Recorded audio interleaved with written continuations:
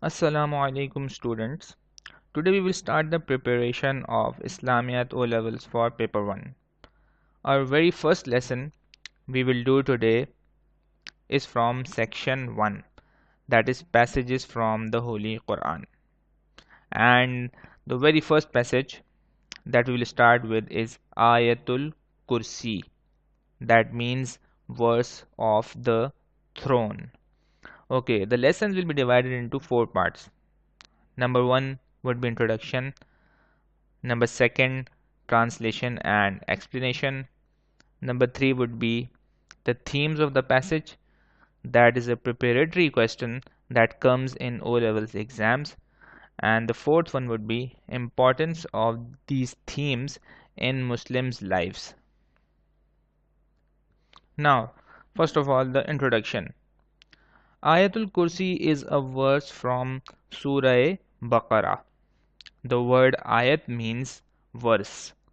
As you can see on the desktop, ayat means verse, and the word kursi is an Arabic word which in English means throne. And to make it more easy, throne means chair. Understanding the chair that we sit, as this verse Ayatul Kursi talks about Allah's throne or Allah's chair, and that specific chair is even bigger in size than the seven skies or heavens and earth. Therefore, this ayat or this passage is named as Ayatul Kursi. Okay, now we come to the second part, that is translation and explanation.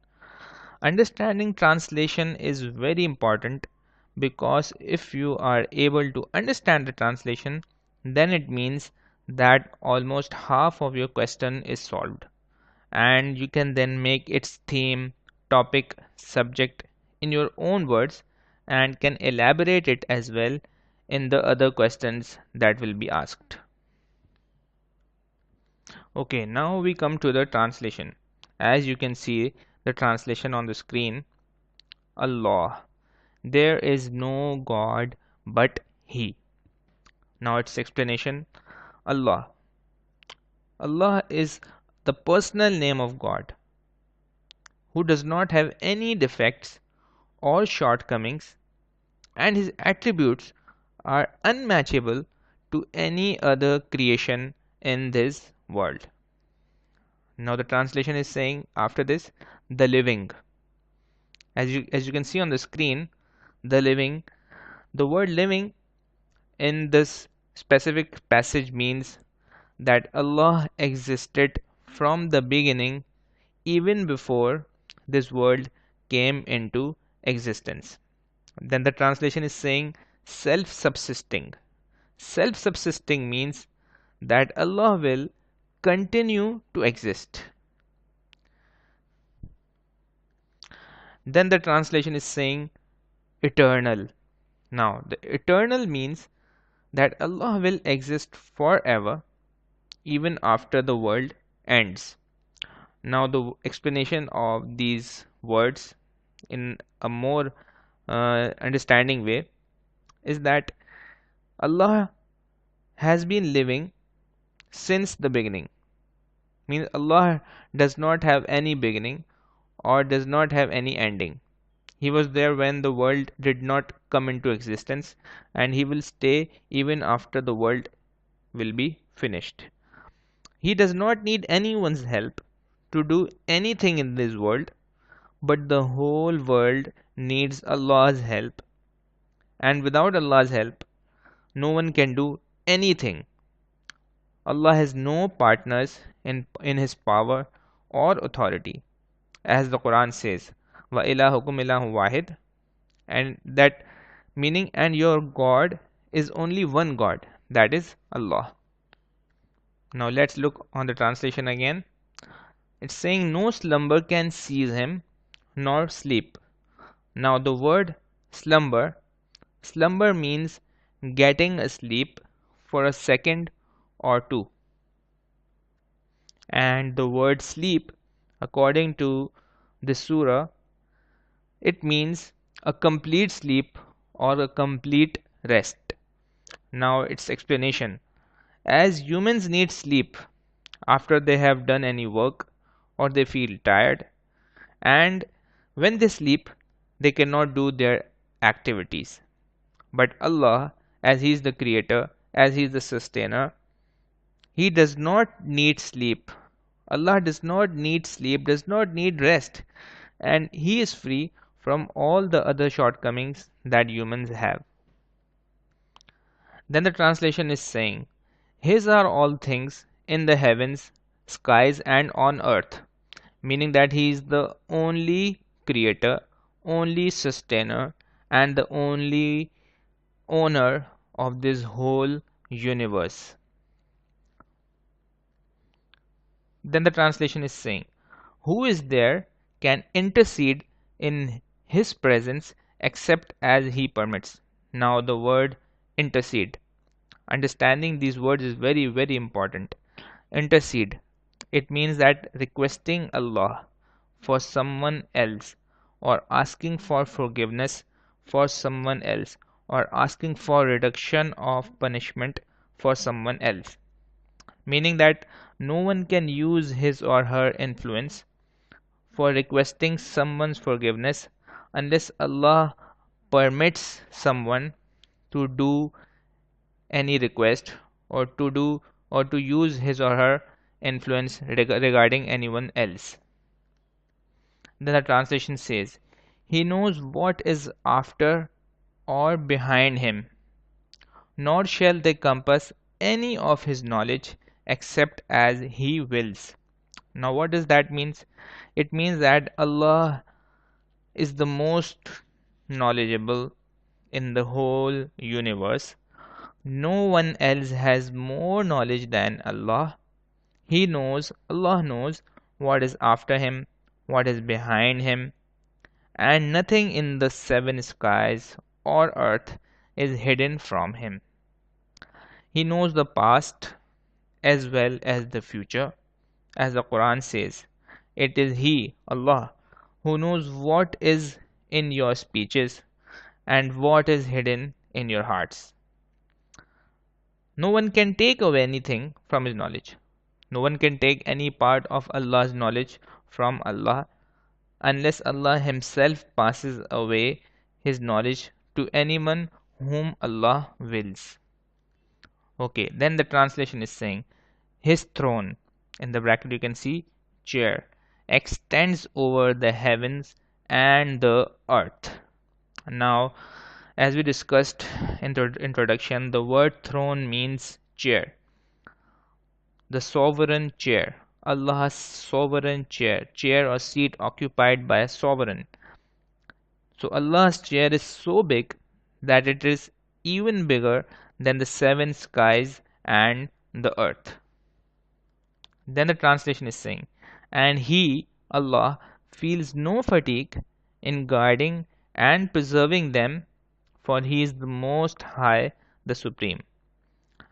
So its explanation, the word fatigue, the explanation of the sentence, Allah maintains the existence of skies and earth, and also is its only creator, sustainer, but does not get tired.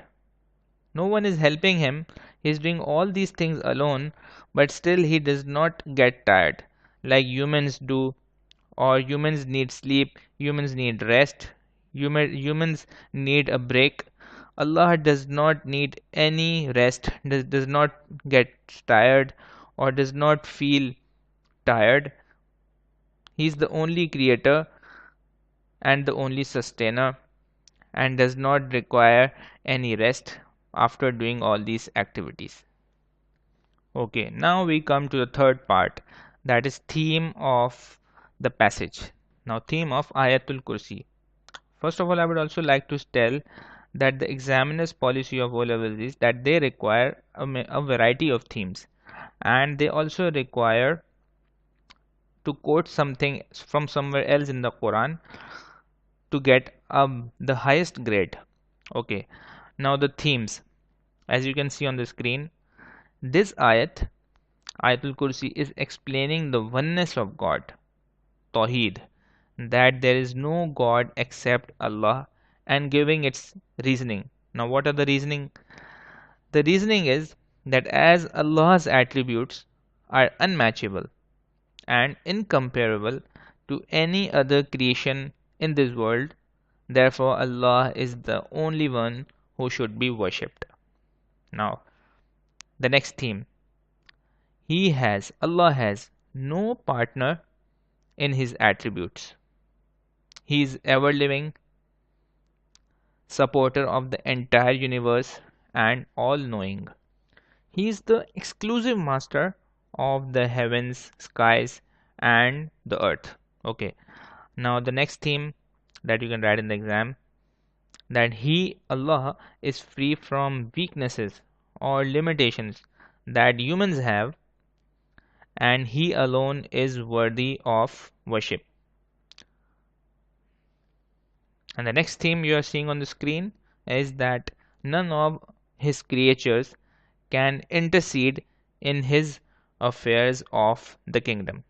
Okay, so this concept is presented with different styles at different places of the Quran. As I said in a bit earlier, that you should also quote in the exam from other verses of the Quran to get higher marks. Example, Surah Ikhlas describes the oneness of God in terms of His absolute existence. In Surah Ikhlas, Allah says, Allah has neither father nor any children.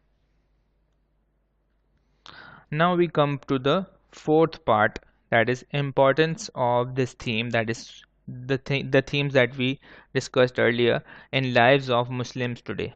First of all, belief in oneness of Allah protects a Muslim from shirk. Shirk is creating partners with Allah in worshipping.